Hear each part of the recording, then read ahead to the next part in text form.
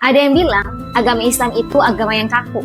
Ada juga yang bilang agama Islam itu agama yang radikal atau keras. Ada yang bilang agama Islam itu cukup ngurusin ibadah di masjid aja, nggak perlu ngurusin sampai politik, muamalah dan sebagainya. Emang benar?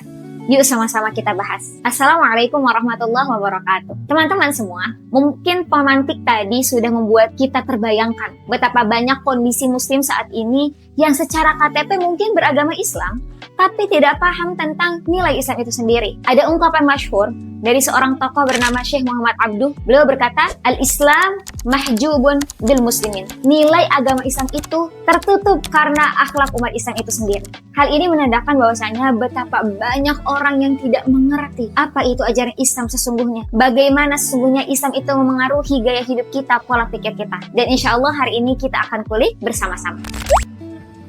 Yang pertama adalah makna Islam itu tersendiri. Ada sebuah pepatah berkata, tak kenal maka tak sayang. Maka begitu juga dengan agama Islam. Apabila kita tidak mengenal apa itu Islam, bagaimana Islam sesungguhnya, bisa jadi kita tidak bisa merasa dekat dengan Islam. Kita tidak bisa mendalami nilai Islam itu sendiri. Islam berasal dari kata bahasa Arab yaitu aslama yuslimu islaman yang artinya selamat. Memiliki beberapa makna.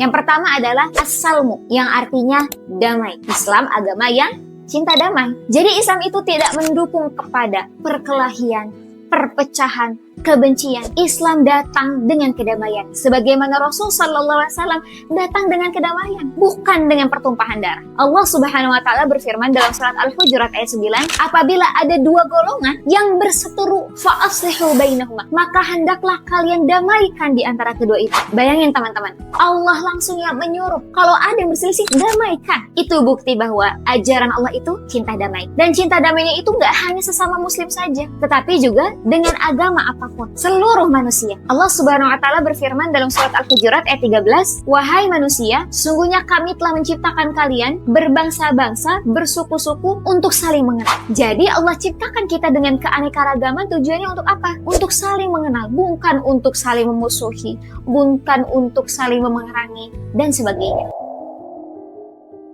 Makna kedua yaitu aslama, yang artinya menyerahkan diri. Ketika seseorang masuk ke dalam agama Islam, maka sesungguhnya dia sudah menyerahkan dirinya semuanya kepada Allah Subhanahu wa taala. Dalam Quran surat Al-An'am ayat 162, Allah Subhanahu wa taala berfirman, katakanlah, sesungguhnya salatku, ibadahku, kehidupanku dan kematianku hanya untuk Allah Subhanahu wa taala. Maka sesungguhnya seorang muslim tidak hanya mempersembahkan salatnya untuk Allah, tidak hanya mempersembahkan membaca Al-Qur'annya untuk Allah, zakatnya untuk Allah, tapi dia mempersembahkan seluruh lini kehidupannya untuk Allah Subhanahu wa taala. Ketika dia berinteraksi dengan masyarakat, untuk Allah. Ketika dia belajar, untuk Allah.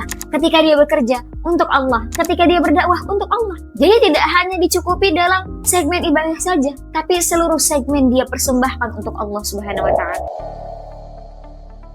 Kemudian makna ketiga yaitu salimun, yang artinya suci dan bersih. Allah Subhanahu wa taala berfirman dalam surah Al-Maidah ayat 9, sesungguhnya Allah tidak menghendaki syariat ini untuk menyulitkanmu, tapi Allah menghendaki syariat ini untuk membersihkanmu dari dosa-dosa. Jadi ternyata ketika kita mungkin merasa berat dengan syariat Islam, diminta sholat 5 waktu, lagi capek-capeknya disuruh bangun untuk sholat subuh, mungkin terasa berat. Atau mungkin kita disuruh berpuasa menahan lapar dan dahaga selama 1 bulan penuh, itu mungkin terasa berat. Tapi sejatinya Allah membebankan kita syariat bukan untuk menyulitkan kita, tapi untuk apa?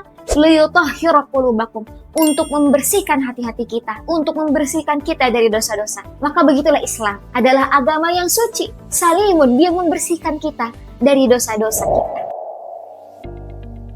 Kemudian makna terakhir adalah salamun, yang berarti keselamatan. Maka sesungguhnya ajaran agama Islam yang sempurna ini memberikan kita keselamatan yang paripurna, tidak hanya di dunia, tapi juga di akhirat. Betapa banyak mungkin dari manusia yang merasa mungkin dirinya sudah selamat, sudah punya apapun di dunia ini, tapi bisa jadi di akhirat belum tentu. Maka Islam hadir memberikan kita bagaimana caranya kita bisa selamat tidak hanya di dunia, tapi juga di kehidupan yang lebih abadi, yaitu akhirat. Semoga Allah mudahkan kita menjadi muslim yang kian baik harinya, yang semakin paham dan mantap menjalankan syariat-syariat Islamnya, yang semakin bisa menebar ajaran Islam yang rahmatan lil alamin. Semoga Allah mudahkan.